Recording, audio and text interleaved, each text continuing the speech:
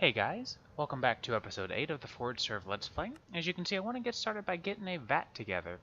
I actually want to get one of these to go alongside my main nutrient distillation creation, because I want to have some excess power creation so that I can power a quarry, and maybe even an RF tools dimension. So let's get the exporter here that we're going to need for some of the required materials for this one. I'm going to go ahead and get the sugarcane ready so that I can reteach my crafting system the pattern that we needed to teach it there. I'm going to go ahead and grab the crafting upgrade we're going to need. Grab a sugar for it. So I suppose let's go ahead and get started with auto crafting, or not auto crafting, but manually crafting all the parts we need for the combustion engine. So part of these are already in our system for auto crafting instructions, and a few of them are not, so I figured I'd go ahead and craft them up real quick. So I'm going to go with combustion generators as well as 2 zombie generators. The zombie generators were something that I overlooked the first time around, but I came back to it afterwards, as you'll see after I craft all this stuff.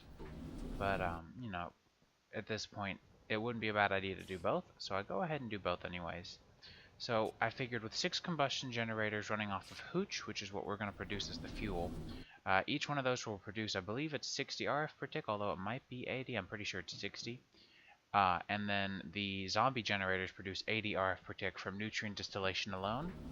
You just got to remember that the combustion generators are also going to require a coolant. So I'm going to get started on all the resources necessary to make a reservoir for these as well. Just waiting on the fused quartz to finish being made up, but at the time being, I think we can do everything we need to do to get our combustion engines together. So here we go. 1, 2, 3, 4, 5, and, well, okay, waiting for one more steel. And it's done.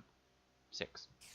There we go. So with our 6 combustion generators done, at this point we're just going to grab some conduits, kind of get everything relatively prepared in order to have proper cooling, proper power transfer. Just waiting on a few more fused quartz, and then hopefully we'll be good to go with making ourselves a vat.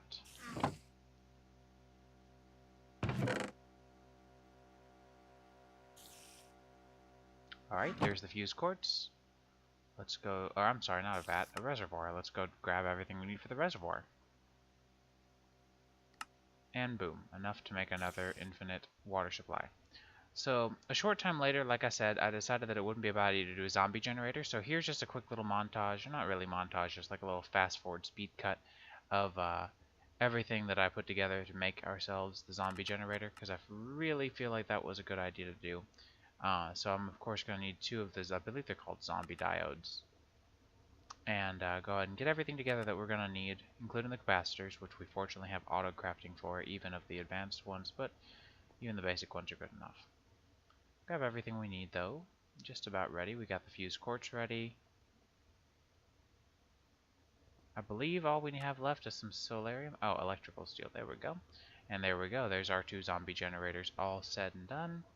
Go ahead and grab fluid conduits again. I had cleared out my inventory in between this time and last, and hadn't thought to keep some of the conduits behind. So we'll hop down here. I left the elevator there on accident. You can see the second vat is already kind of in place, but I haven't actually got it set up yet. So let's go ahead and put the zombie generators down. I actually want them here on the ends, right by the capacitor bank. I think that looks good. I'm going to start with a little, another little speed clip of just me running through and doing some of the simple wiring. I'm not going to cut all of it out, or I'm not going to include all of it. I'm also not going to cut all of it out. I just thought it'd be kind of fun to bring you guys along so that you can see how everything's going to work out. So we're going to use some of these normal fluid, or I'm sorry, ender fluid conduits to help us out with instantly transporting the fluids from the vats. Now at this point I can't remember if I'm using normal or not, but in the end I did replace them with ender fluid conduits. It looks like I'm using normal pressurized fluid conduits. But I did replace them with the ender fluid conduits. The ability to filter, but also the ability to input and output the coolant through the same pipe as the, or through the same side as the fuel was really helpful. So here you can see me pulling the old conduit out and putting in the ender fluid conduits instead, and setting their filters to nutrient distillation only, and that should help out a lot. We're also going to move the tank down here to just kind of help keep stuff out of the way, make sure that it's only extracting nutrient distillation, and make sure it's only inserting it into that ender tank. At this point I experienced just a little bit of lag, so I got rid of the extra bucket of nutrient distillation. It's infinite, so who cares? Make sure that it's set to accept water on the right side as far as those vats go.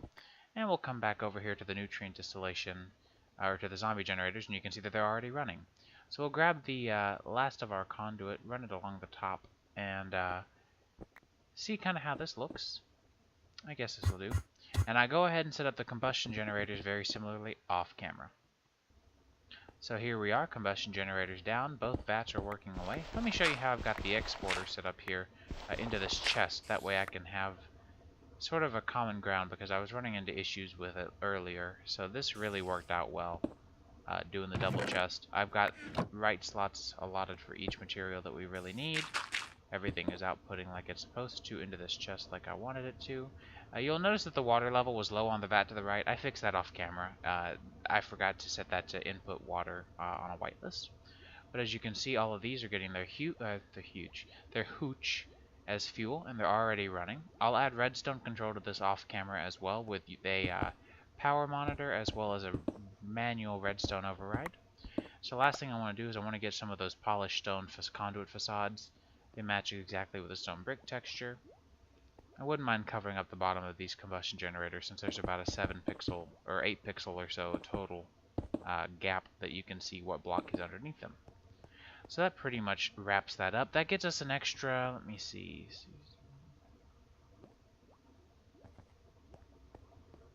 about, I'm doing the math right, 520 RF per tick extra.